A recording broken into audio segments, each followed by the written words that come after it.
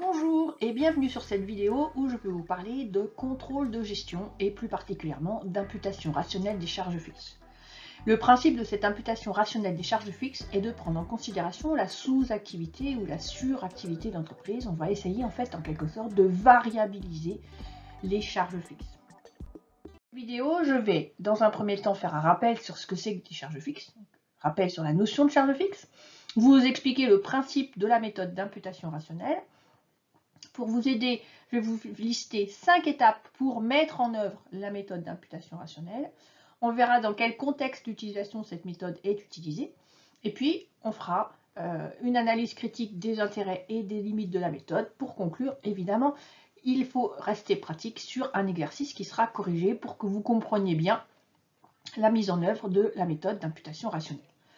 Je m'appelle Carole Grillet, je suis enseignante à l'université depuis plus de 20 ans et je vous partage de plus en plus des cours sous format vidéo sur ma chaîne YouTube. Donc n'hésitez pas à vous abonner et à me suivre puisque chaque semaine je propose de nouvelles vidéos. Le temps d'un petit jingle, je vous laisse vous installer et je vous parle ensuite de méthode d'imputation rationnelle des charges fixes.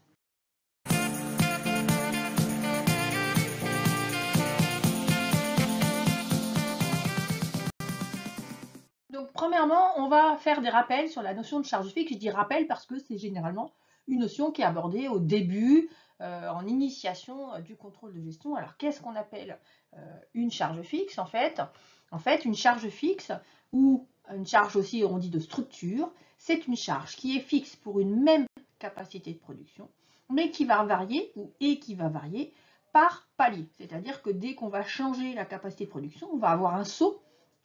Les charges fixes vont augmenter fortement. Et puis, c'est comme ça que les charges fixes, elles varient éventuellement. Mais pour une même capacité de production, la charge fixe est toujours le même montant. On essaye d'expliquer avec un schéma, une évolution de ces charges fixes. On va représenter deux schémas. Premier schéma, on va voir comment donc évoluent ces charges fixes totales.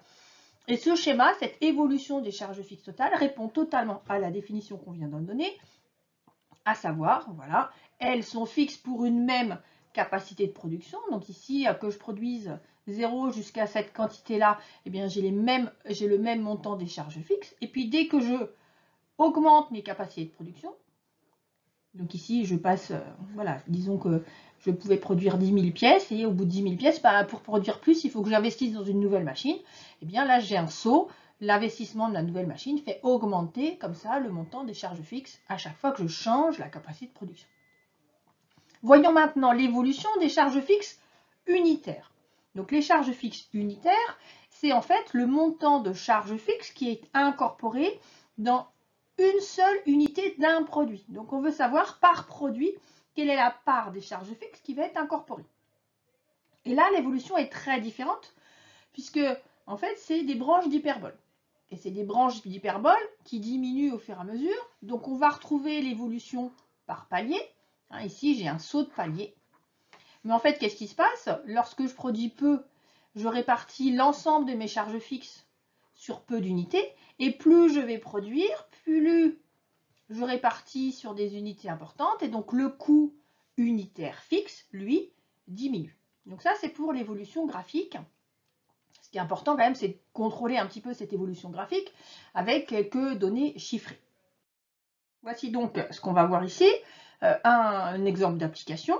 Donc vous avez un niveau de production, donc la production en quantité ici, 8 000 pour janvier, 10 000 pour février, 12 000 pour mars.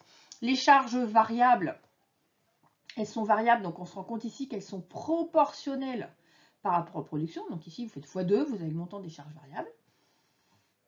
Et les charges fixes, bah ici, les charges fixes, on est sur une même capacité de production, c'est-à-dire qu'à plus ou moins la même chose, on peut produire la même chose. Et donc, mes charges fixes, ici, d'un mois sur l'autre, comme on n'a pas changé de capacité de production, elles sont tout le temps du même montant, à savoir 10 000. Le coût de revient complet, c'est donc les charges variables plus les charges fixes. Donc ici, 26 000 pour janvier, 30 000 pour février, 34 000 pour mars. Ce qu'on va faire, c'est qu'on va en déduire le coût de revient unitaire dans un premier temps. Donc le coût de revient unitaire, c'est le coût de revient complet qu'on va diviser par le nombre d'unités produites.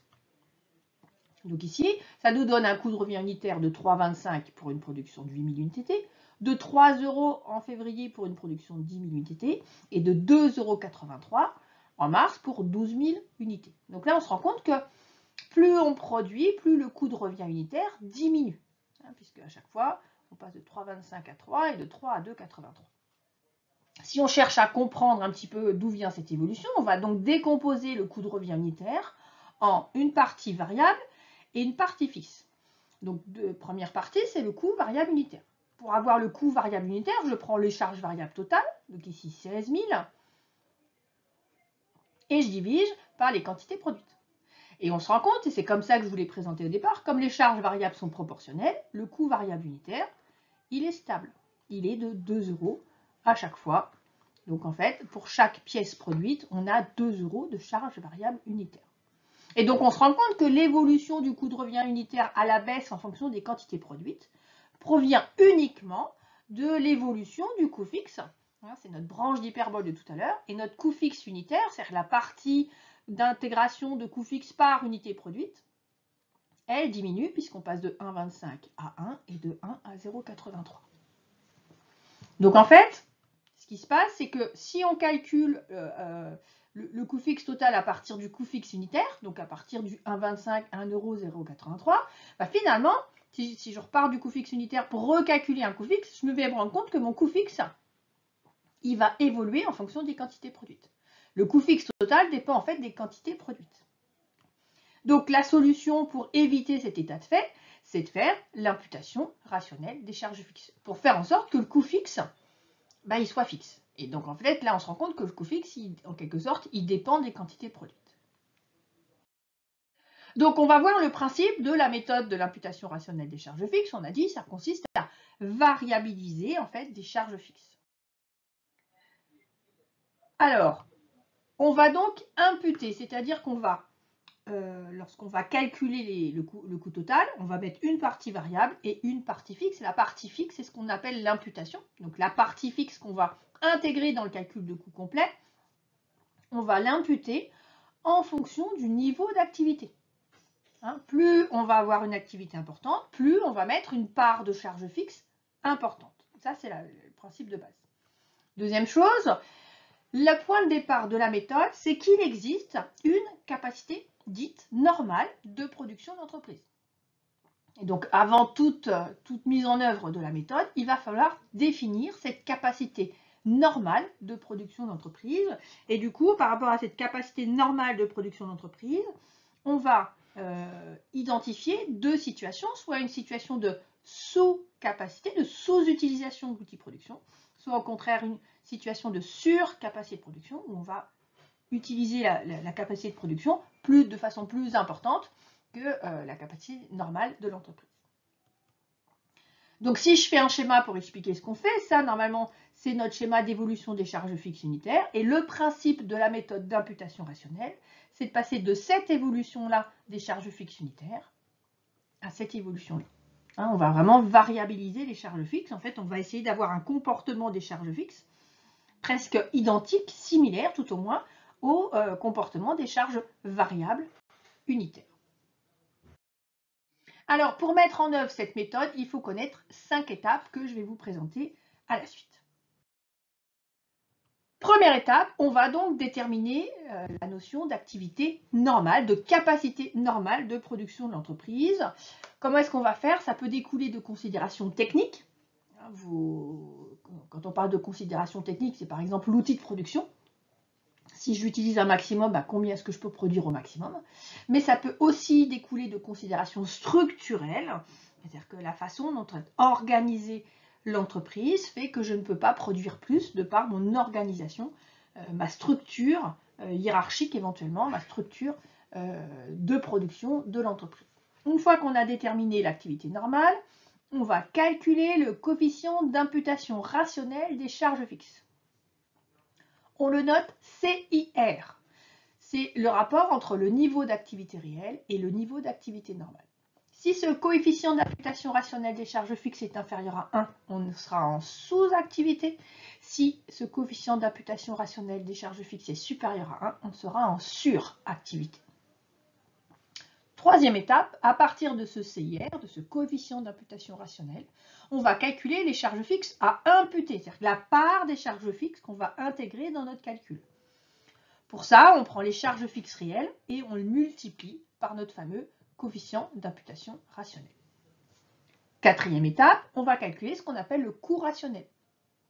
Alors, on ne parle pas d'un coût après imputation rationnelle, on parle de coût rationnel. C'est donc un coût rationnel qui va intégrer d'une part les charges variables réelles et d'autre part les charges fixes imputées qu'on vient de calculer à l'étape 3. Et enfin, étape 5, l'idée c'est de mettre en évidence la différence d'imputation rationnelle, c'est-à-dire mettre en évidence la différence de coût qui est liée à cette méthode d'imputation rationnelle. Donc on va faire la différence entre les charges fixes réelles et les charges fixes imputées. Voici donc les 5 étapes à connaître pour mettre en œuvre la méthode d'imputation rationnelle des charges fixes. Alors dans quel cadre est-ce qu'on va utiliser finalement cette méthode, puisque en fait, lorsqu'on fait les méthodes de calcul de coût, on n'en entend pas parler, ce n'est pas directement lié. Quel est le contexte d'utilisation de la méthode? Les cas de figure, c'est dans le tableau de répartition des charges indirectes. Dans ce tableau de répartition des charges directes, je vous rappelle, on fait une répartition primaire et une répartition secondaire. La répartition primaire consiste à répartir les charges indirectes entre les différents centres d'analyse. Or, ces charges indirectes, elles sont pour partie variable et pour partie fixe.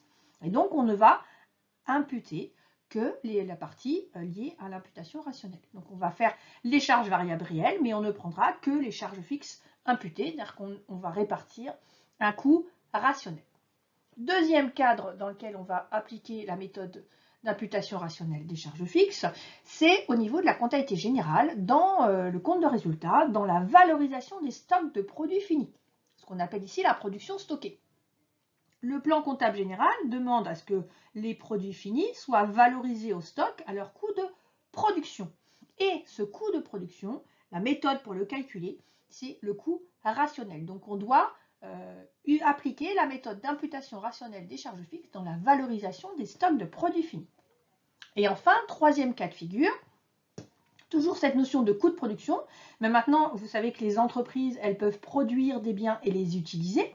On a soit de l'autoproduction, soit de l'autoconsommation, ça c'est pour la partie fiscale, mais nous on va produire des biens et après on va les intégrer dans l'entreprise, et quand on intègre les biens produits pour soi-même, on les intègre à leur coût de production. Et encore une fois, la comptabilité générale nous dit, vous devez calculer le coût de production en prenant le coût rationnel, c'est-à-dire en appliquant l'imputation rationnelle des charges fixes.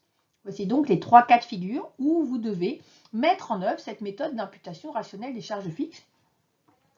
C'est entre autres les 2 derniers cas de figure, la variation de stock et le coût de production, un lien fort avec la comptabilité générale. Alors pour voir si vous avez bien compris tout ça, on va quand même faire une petite analyse critique de cette méthode à apporter les intérêts et les limites de la méthode. Donc, les intérêts et les limites, on va commencer par les intérêts. Ça permet d'avoir une meilleure référence pour la fixation des prix. On va avoir une référence qui est indépendante du niveau d'activité de l'entreprise. Donc il va être plus stable, on va dire, quelque part dans le temps. Deuxième chose, on va pouvoir mettre en évidence, en calculant les coûts, les variations de coûts qui ne sont pas liées à des variations d'activité. On a un certain nombre d'activités d'entreprise qui sont saisonnalisées. Et donc, le fait de prendre en considération la saisonnalité de la production va permettre de voir si le coût il varie, ce n'est pas lié à la saisonnalité, c'est lié à des efforts de productivité ou au contraire à une baisse de la productivité. Troisième intérêt, en fait, on n'a pas le choix, c'est que ça permet de respecter les règles d'évaluation du PCG pour ce qui concerne l'évaluation du coût de production, qui est donc utilisé et pour la production stockée et pour la production immobilisée. Point de vue des limites, la première limite, en fait, c'est la point de base de la méthode. On a dit, dans un premier temps, il faut définir la capacité normale de l'entreprise, la capacité de production normale. Et c'est ça qui est le plus difficile et c'est là où on a un biais important, c'est-à-dire qu'on a parfois du mal à définir le niveau d'activité normale. On ne sait pas trop, c'est-à-dire que quand on investit, c'est en pensant à un certain niveau de production, mais on ne sait pas vraiment ce que c'est qu'un niveau d'activité normal. Deuxième limite, ça va s'insérer en fait principalement dans la méthode des centres d'analyse, et dès lors que ça s'insère dans la méthode des centres d'analyse, en fait ça va présenter un petit peu les mêmes limites de réflexion sur la répartition des charges fixes au coût des produits. Voilà, on a fait toute la partie théorique, mais en contrôle de gestion, on ne sait si on a tout compris que si on a fait une application. C'est ce que je vous propose ici, avec une application au calcul du coût de la production stockée. Alors, on est la société Caroline et on a fabriqué au cours de l'exercice 10 000 produits finis. Il n'y avait pas de stock au début de l'exercice et on sait que sur les 10 000 produits finis, on a vendu 9 000 unités. Donc, il reste 1000 produits qui sont en stock. On a défini, ça c'est la première étape, hein, on a défini un taux d'activité de 75%. Donc, on considère qu'on est un coefficient d'imputation rationnelle, donc finalement il est déjà calculé ici de 75%. Sans imputation des charges fixes, on vous présente le compte de résultat. Voici donc le compte de résultat, sans imputation des charges fixes. Reste à valoriser la production stockée. Donc par rapport aux informations qu'on a, donc on a des charges variables pour 100 000, des charges fixes pour 50 000, et on a vendu, on a dit 9 000 unités, ce qui nous a permis d'avoir un chiffre d'affaires de 180 000 euros. Vous voyez quelques questions apparaître. Donc première question, on va vous demander de déterminer la production stockée et le résultat de la période avec cette méthode sans imputation des coûts fixes. Donc terminer en fait, ici là, terminer la valorisation de la production stockée avec une méthode tout à fait classique, on va dire. Ensuite, on va appliquer la méthode d'imputation rationnelle. Question 2, calculer le coût rationnel. Question 3, représenter le compte de résultat avec cette nouvelle calcul, avec le coût rationnel. Et puis, question 4, faire la comparaison entre les deux. Et donc, expliquer la différence qu'il y a entre le résultat obtenu sans imputation et le résultat obtenu avec imputation. Donc, je vous invite à faire pause, à essayer de faire l'exercice. Et après, vous referez lecture. Je vous présente le corrigé juste à la suite. Donc, première étape, il faut calculer la production stockée. Pour calculer la production stockée, il faut calculer le coût unitaire de production. Pour ça, on fait charge totale divisée par quantité produite. Donc, en charge, on a dit 100 000 de charges variables.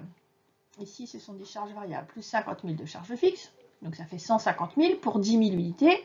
Donc, on a 15 € de coût unitaire de production. On a une production stockée de 1000 unités. 1000 unités par 15 €, la production stockée est donc de 15 000 €. Ce qui va nous permettre de calculer le résultat de la période et donc de compléter mon compte de résultat. Ici, je fais donc apparaître une production stockée valorisée au coût de production, c'est-à-dire aux 15 000 €. Et par différence, je vais trouver le bénéfice, c'est-à-dire la différence entre le montant de mes charges et le montant de mes productions, et je trouve un bénéfice de 45 000 €. Donc l'entreprise, entre ce que ça lui a coûté, ce qu'elle a vendu, ce qu'elle a stocké, elle a dégagé, elle a produit une richesse pour 45 000 €. Deuxième question, on va calculer le coût rationnel, c'est-à-dire le coût avec imputation rationnelle des charges fixes. Donc le coût rationnel, c'est les charges variables réelles plus les charges fixes imputées. Donc on a dit, on a un coefficient d'imputation rationnelle de 75%. On applique donc à nos charges fixes réelles et pour déterminer les charges fixes imputées, on avait 50 000 de charges fixes. On en impute 75%, donc on a un montant des charges fixes de 37 500. Les charges de production rationnelle, c'est donc 100 000 de charges variables réelles plus 37 500 de charges fixes imputées. On a donc 137 500 cette fois-ci de coût de production. On obtient cette fois-ci un coût unitaire de 137 500 divisé par 10 000, soit 13,75 €. Donc là, tout de suite, on voit la différence. Ces 13,75 € vont me permettre de compléter mon compte de résultat et de valoriser la production stockée. Pour mon compte de résultat, j'ai les mêmes informations que précédemment, sauf que sur la production stockée de 1000 unités, j'ai 1000 fois 13,75, donc j'ai une production stockée ici de 13 750. Par différence, on trouve un nouveau bénéfice de 43 500 €. Si je regarde la différence entre les deux situations, dans un cas, j'ai une différence, j'ai un résultat, on va commencer par en bas, de 45 000. Dans l'autre cas, j'ai un résultat de 1250 €. Cette différence de 1250 €, elle se justifie par la différence entre le coût de production unitaire et le coût de production rationnel unitaire. On va bien retrouver cette différence de 1250 €.